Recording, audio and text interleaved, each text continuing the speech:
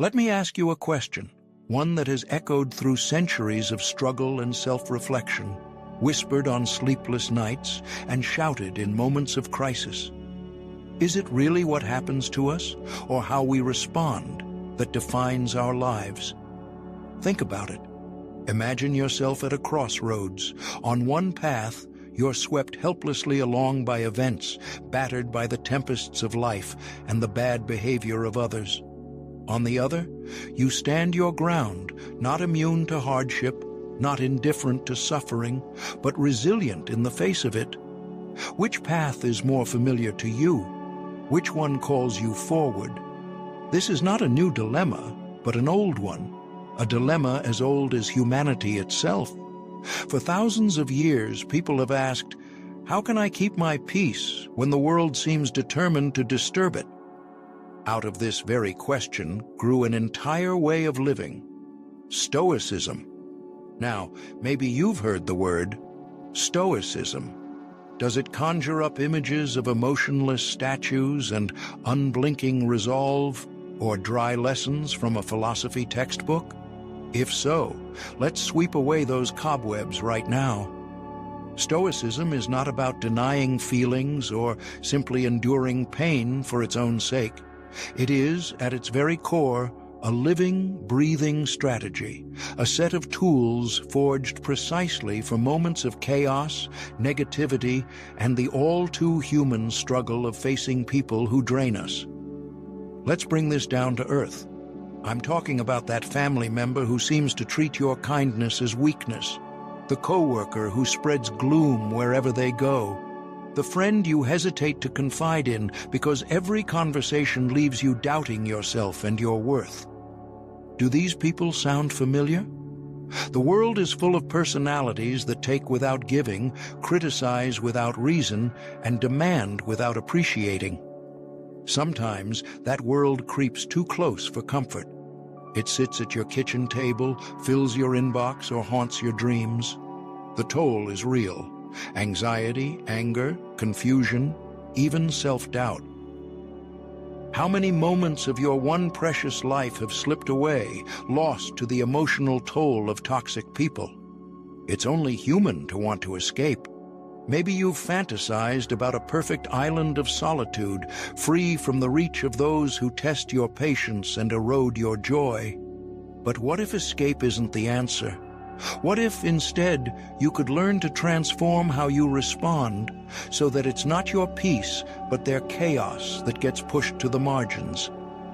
Imagine truly feeling calm in the middle of someone's storm, or unshaken when faced with manipulation, drama, or hostility. This is the promise Stoicism makes, that you can learn not just to survive adversity, but to thrive within it, that you can cultivate a source of calm, inner strength, and true freedom that no hostile person, no thoughtless remark, no barrage of negativity can take away from you. I'm inviting you now to step into this journey with me. Leave behind any notions of dry philosophy or self-help platitudes.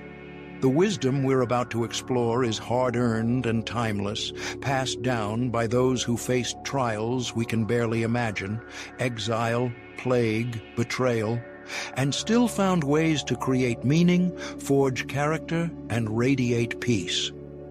By choosing to ask these questions, by seeking not merely to react, but to understand and master yourself, you are already setting yourself apart. There is nothing ordinary about this quest.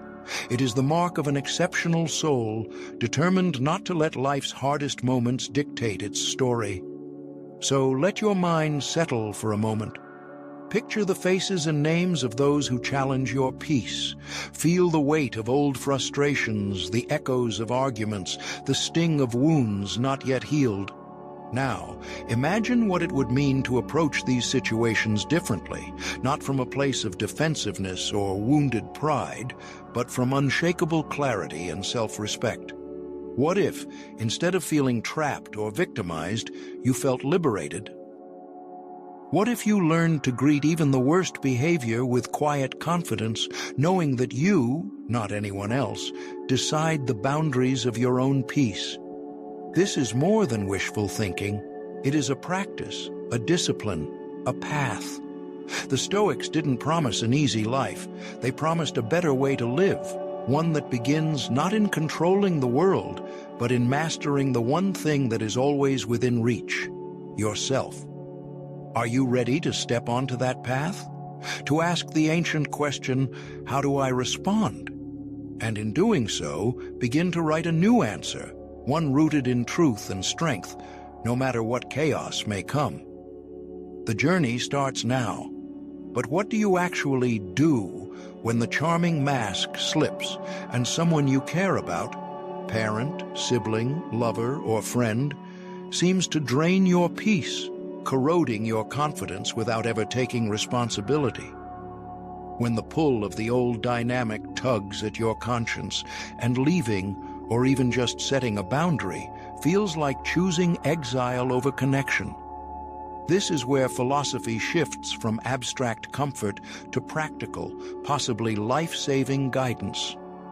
Now, I invite you into the crucible of action. How can we use Stoic wisdom to transform our relationship with those who wield power through manipulation and self-obsession? The first tool, perhaps deceptively simple, is this: minimize how much space the narcissist takes up in your mind. Before you protest, because it does seem impossible, doesn't it, when the wound is fresh and the pattern is old, consider what Marcus Aurelius taught. You have power over your mind, not external events. Real strength lies in this realization. Weighty words, but not merely ornamental advice. Every time you relive an argument, rehearse your defense, or worry about their next move, you surrender the most precious sovereignty you have, your attention. It's the currency of peace. You cannot always remove a person from your life overnight, but you can practice turning down the volume of their presence in your thoughts, one conscious redirect at a time. Acknowledging this is one thing, practicing it is another. Setting boundaries, especially with those you love, is no small act. We are conditioned for connection, for loyalty, for the gentle deceits that keep peace at family tables and in marriages. But when facing a toxic dynamic, drawing a line feels like a betrayal, not just of the other, but of yourself as a loving, forgiving person. The pain that comes with this, grief, loss, a gnawing sadness as if mourning someone still alive, is entirely real. Don't talk yourself out of it or dismiss it as weakness. Instead, breathe with it. It is evidence of your capacity to feel, to invest, to hope. Honor it, but don't let it turn you back to the old role.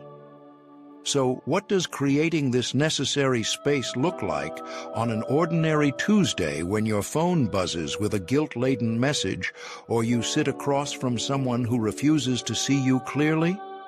It is the act of limiting engagement, even if just for an hour, a day, or a weekend.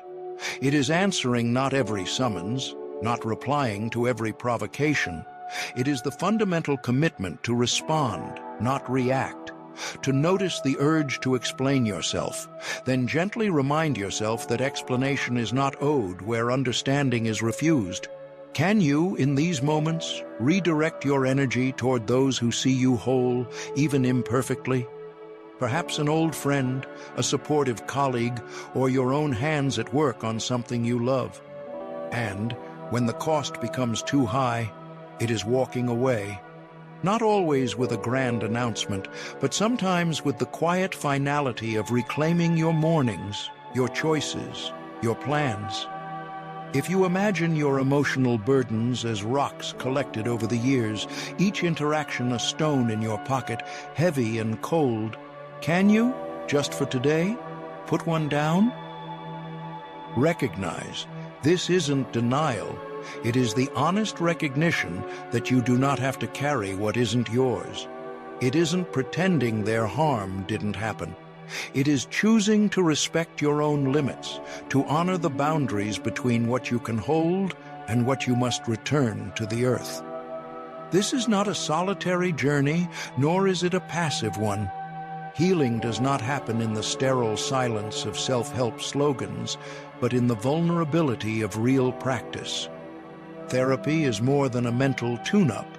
It is the conscious, sometimes messy work of untangling patterns, naming grief, and learning to forgive. Not always the other person, but sometimes yourself, for staying too long. Creative expression, whether journaling, painting, or music, becomes a way to alchemize pain into meaning, a private language that makes sense of the senseless. Community, too, even if it is just one or two trusted souls, grounds you when you feel you might otherwise float away. These are not signs of defeat. They are the visible marks of resilience, muscles grown stronger, not despite the weight, but because you learned, at last, to put it down. So, I ask you, if you could reclaim the space in your mind that a toxic relationship occupies, what might you do with that freedom? Who might you become with even a little more peace? This is the invitation the Stoics extend, not to shut out love or deny loss, but to choose with increasing clarity where your energy flows and to whom. The world will always contain the difficult, the self-absorbed, the unyielding. But what you cultivate in your own mind, your internal garden, is, in the end, entirely yours to tend. Let's pause, then, and peer more closely at this carefully constructed facade, the gleaming front presented by the narcissist, so polished it almost blinds us. Too often, we make the mistake of seeing this surface as pure malice, a conscious assault on our sense of what is real or fair. But what if, instead, we read it as a form of armor? Imagine for a moment the child who once felt unseen or unworthy, who learned to wrap themselves in layer after layer of charm, intelligence, or perfection because the world seemed a play in which love was doled out for applause. The narcissist's facade, I propose, is not only an instrument of deception, but a panicked and ultimately self-defeating defense, a way to fend off shame, emptiness, or old wounds so raw that even self-examination feels impossible. This brings us to a crucial reframing. When we pursue truth with someone who wears such a mask, we risk being accused of tearing away their only protection. Is it cruel to seek truth? Some would say yes, and yet the Stoics offer us a radical alternative. For Stoics, honesty isn't a weapon, but a discipline, a way of holding ourselves upright rather than knocking others down. Truth becomes a practice, not a punishment. What if, when we engage with the narcissist's brittle self, we do not lash out, but instead practice a steady, loving search for what is real? The Stoic doesn't demand confession or collapse, but rather stands as a quiet model, inquisitive, unwavering, and kind. But to do this, we must first let go of the wish to control anyone beyond ourselves. It sounds almost laughably simple. Isn't it obvious that we cannot control or change others? Yet how often, when we feel the sting of disdain or manipulation, do we find ourselves burning with the fantasy of fixing the narcissist, wresting the mask away so the real person is revealed, grateful, and transformed? The Stoic lesson here, embedded in 1,000 ancient texts, is that our real sphere of power lies not in shaping the psyche of those around us, but in the art of shaping our own perception and response. Think of Marcus Aurelius, journaling with cool, clear precision. You have power over your mind, not outside events. Realize this, and you will find strength. So, when dialogue does become necessary, as it often does in families, friendships, workplaces, how can we speak without fueling the fires of defensiveness or losing ourselves in the whirlwind of emotion? Imagine yourself in the middle of a heated discussion, choosing not to attack or withdraw, but to ask open-ended, gentle questions. Can you help me understand how you felt in that moment? Or what made that important to you? This is not passive. It is a form of Stoic detachment, or what we might call mindful engagement. We step back, refusing to tangle with the barbs or demands for validation, while still holding a mirror up to the other's inner world. Such questions invite reflection, not confrontation. They plant seeds, even when soil seems barren. This is the essence of what the Stoics called prosage, mindful, sustained attention, and anchoring in present values rather than reactive impulses. Imagine yourself as a ship in a storm, but with your anchor firmly dropped. No matter how the winds swirl, your moorings hold, rooted not in the need for external approval, but in your own commitment to virtue, to integrity, to compassion. When emotions flare or memories of old wounds arise, can you breathe, observe, and let them pass through you without letting them dictate your next response? Every moment becomes an opportunity to practice, to notice, to pause, to act with care. Is healing from these entanglements a passive event? Far from it.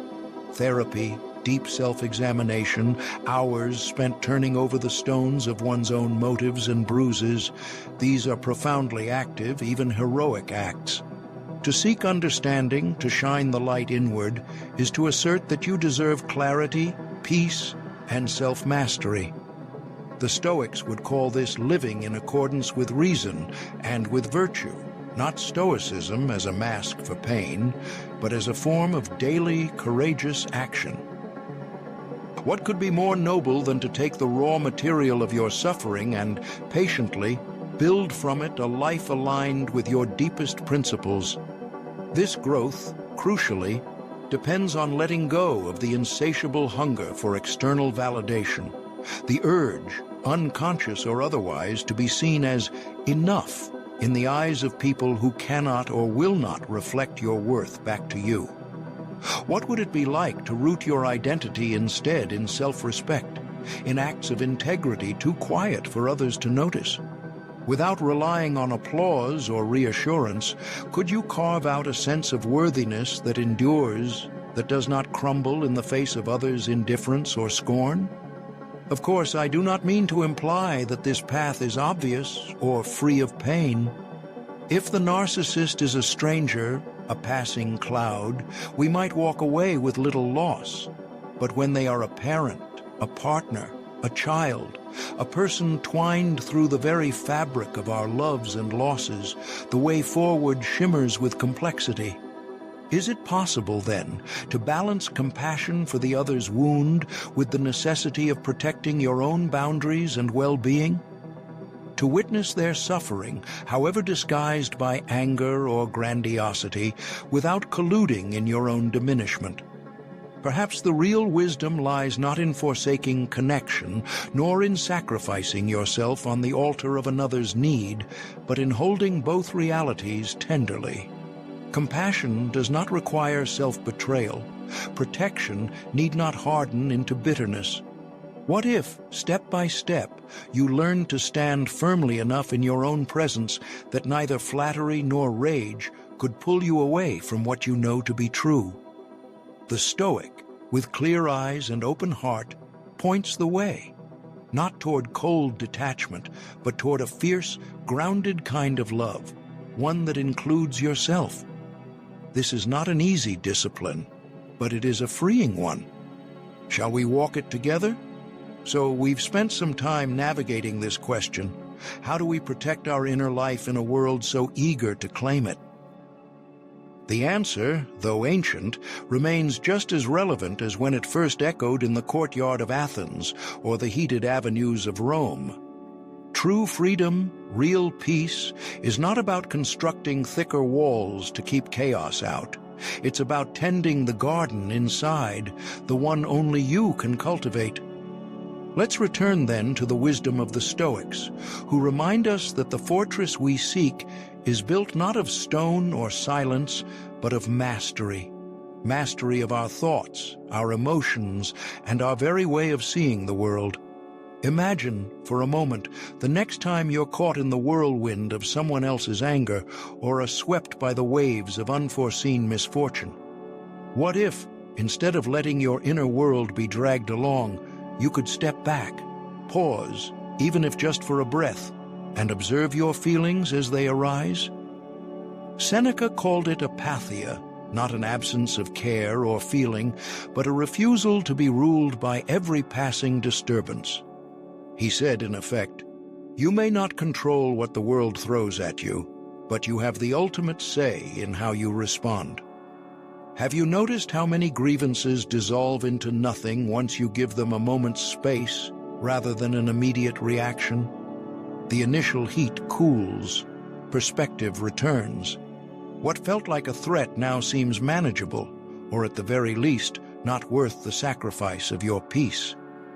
Practical steps are not the enemy of depth. The next time you feel your chest tighten with irritation or fear, I urge you, before you reply to that message, before you let your mind whirl down spirals of worry, pause. Ask yourself, what's really happening here, inside me? What sensation? What belief is driving this emotional surge? Try writing it down, even in a few short words, or sit quietly and just watch the feeling. Call this what you will: journaling, reflection, meditation. These tools work, not because they erase difficulties, but because they reveal a hidden choice, the chance to respond instead of react. You hone self-control not in grand gestures, but in these tiny, repeated victories, choosing patience over impulse, understanding over judgment. Think for a moment about those whose presence radiates calm, even as storms rage around them. Is it luck? Hardly. It is the fruit of practiced, persistent attention to their own minds. When you protect your mental space, you are not being selfish or naive. You are practicing a profound form of self-care, one with deep roots in philosophical tradition. You are, in effect, affirming that your interior world is sacred terrain, not a public thoroughfare for every passing insult or anxiety. What if you began to see the events of your day, not just the pleasant moments, but the irritations, the setbacks, the provocations, as opportunities, each one inviting you to practice a virtue? Every challenge becomes a chance for courage or patience or compassion. In this way, peace of mind ceases to be a passive retreat and becomes an active discipline, a fortress you build moment by moment, stone by stone. Remember, no one has access to this fortress unless you grant them entry. The locks are inside. And what does this all add up to? Not perfection, not the cold absence of feeling, but an ever-deepening sense of freedom, a rootedness within yourself that can weather the demands of life, a serenity that is neither fragile nor aloof, but attentive and awake. If this path calls to you, know that you do not walk it alone.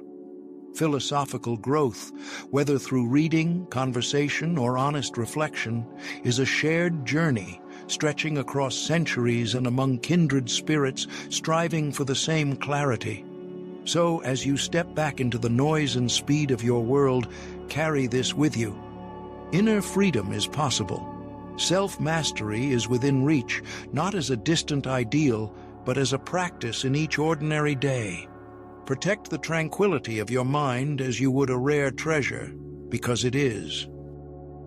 And whenever you falter, let that be another lesson, another brick in your fortress, another chance to begin again. Thank you for joining me in this reflection. May we continue together as fellow seekers, drawing strength from ancient wisdom and from each other, always returning, no matter how many times we are drawn out, back to the quiet center that no storm can touch.